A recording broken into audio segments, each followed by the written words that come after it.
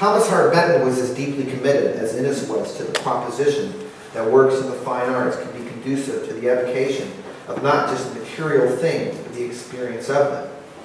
But in discussing Benton, I mean, man, we are really switching gears. A different century and a different aesthetic.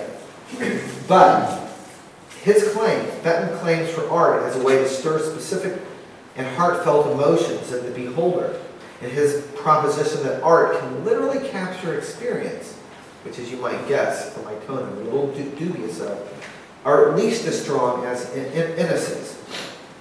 In my relatively recent book on the artist, and as you can see, I'm a very immodest guy, showing you the cover here, I discuss Benton's use of sound, and it's through sound that he claims to lay hold of some fleeting, some supposed American experience.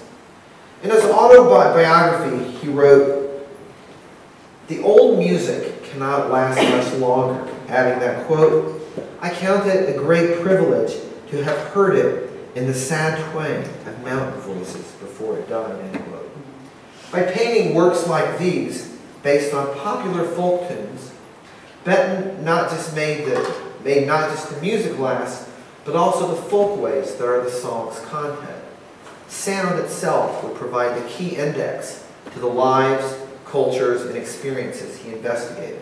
Coming Around the Mountain is one of Benton's best-known lithographs, and is, of course, based on a very popular folk song. When he was asked in 1969 to comment on this print for a catalog raisonné of his lithographs, he wrote, "Folk song, singers and songs actions. A number of paintings and drawings were made during the 20s and 30s depicting both singers and songs," end quote. In the foreground of so many works, musicians sing, clap, dance, and play the fiddle, guitar, and accordion. I'm talking about here too, obviously. Sketchily depicted at upper right, the lyrics transpire. She is coming around the mountain, driving 6 white horses, although only 5 are seen here. Coming Around the Mountain is one of a handful of works derived from folk songs in which performers occupying a space kind of close, co-expansive with the viewer, play the music for the passage, which is in turn taken from the lyrics, transpiring right in back of the performers. The idea is that through sound, through their music, the foreground figures evoke the action of the song. The singers and songs action model is probably nowhere more apparent than in the painting The Jealous Lover of Lone Green Valley, corresponding with the song of the same name. The song narrates the suitor Edward's walk with his fiancée Lima to discuss their wedding plans, as well as his murder of her. Almost all these songs are about murders based on passion and jealousy. Yeah. When she simply tells him she is tired and wants to go home.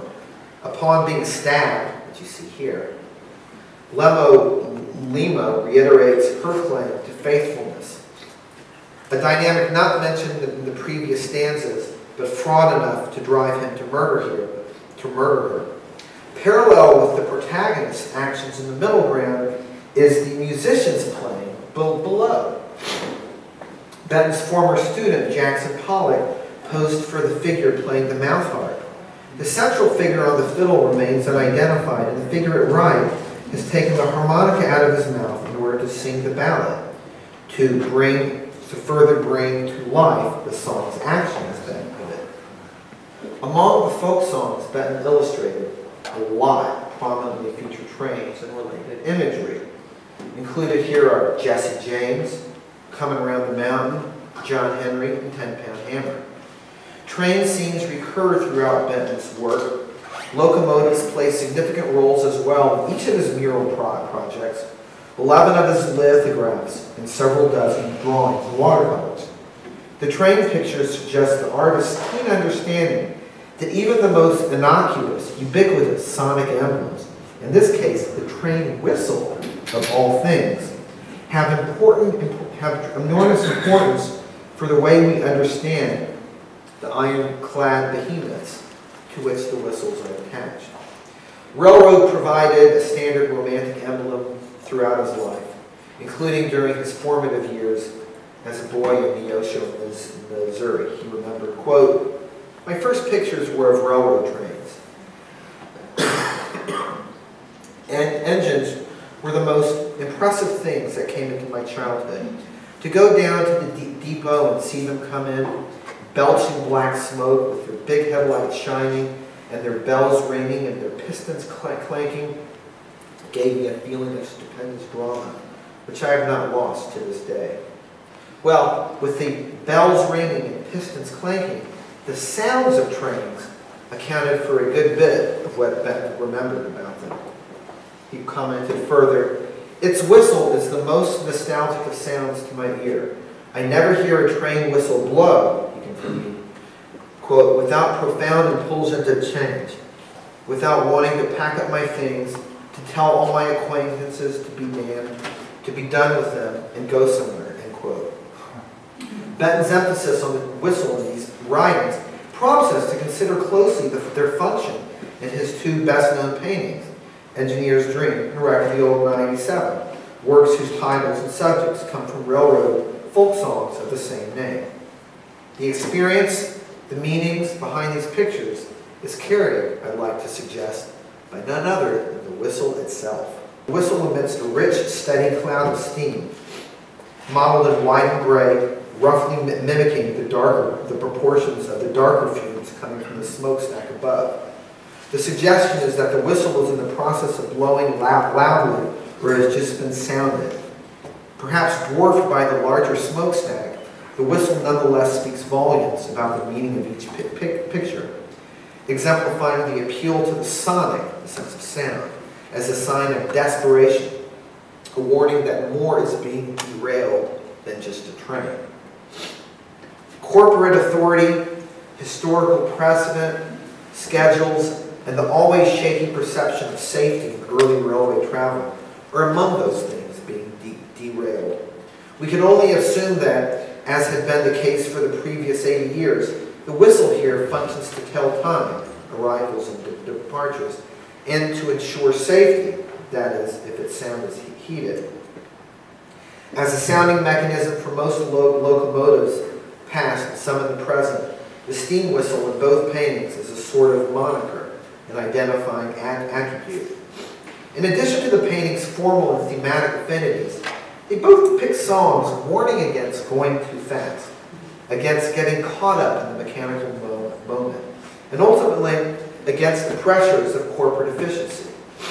But they also prevail upon us the dire consequences of not listening to whistles, to fellow workers, and to common sense.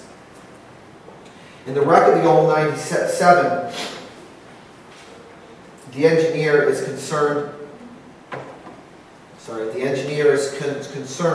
that his locomotive, the Old 97, supposedly the fastest mail train, is running 27 minutes behind schedule. In the hopes of making up some time, he instructs his men to go full throttle and to disregard any signs of warning, including the whistle or bell. You can see that quoted up there, that they may hear. And you can see through these lyrics that the engineer was under some pressure to get the train in on time. The Engineer's Dream also documents the train wreck. I'm sure many of you have seen this in Memphis. That also could have been avoided had the engineer and the crew slowed down, perhaps if they had heeded the warning sounded by the steam whistle. In Vernon Dalhart's best-selling rendition of the song, the whistle is not mentioned in the lyrics, but is a sound in the song itself, appearing as an ominous, subtle but persistent shrill. In this interpretation, the same substance, steam, that powers the train, is unable to save the lives of its passengers by sounding the whistle. In Engineer's Dream, the protagonist doesn't hear the word warning, while in the Wreck of the Old 97, he hears it, but he ignores it. Do not obey the whistle or bell.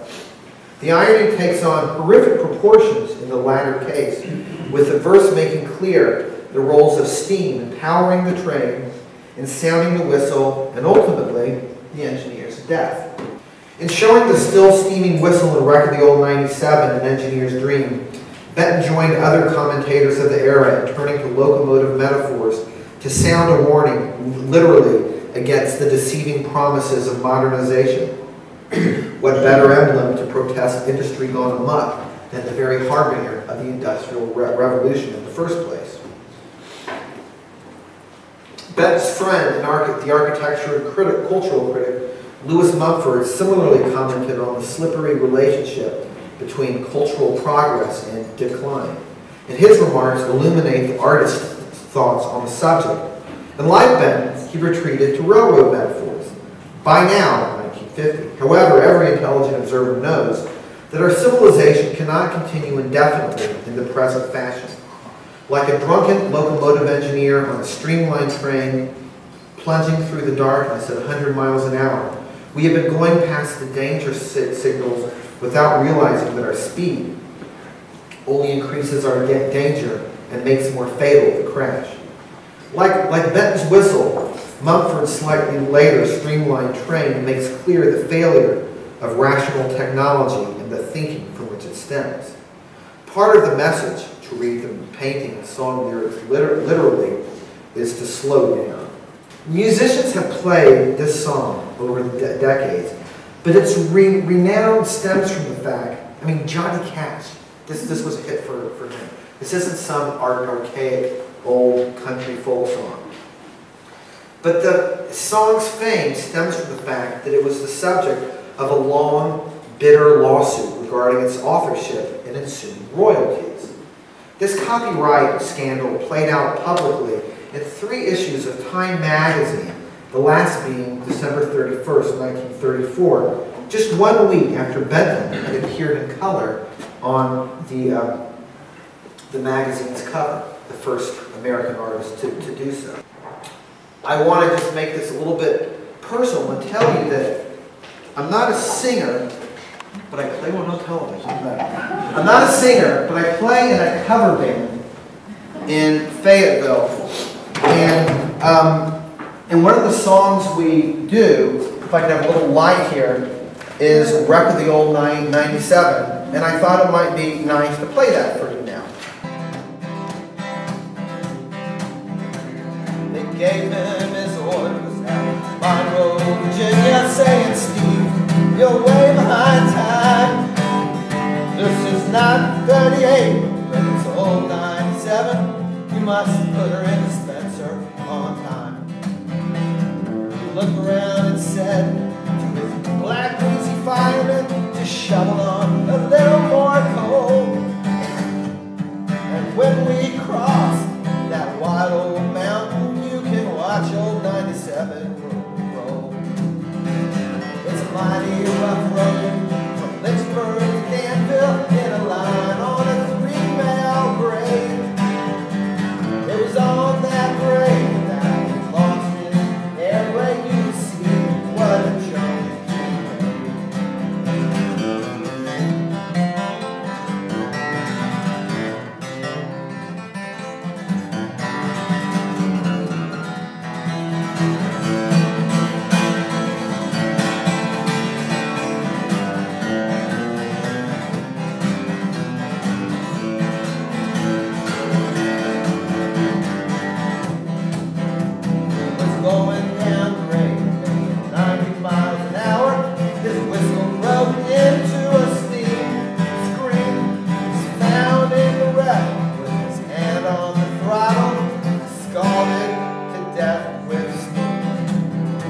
Now for a kind of male chauvinist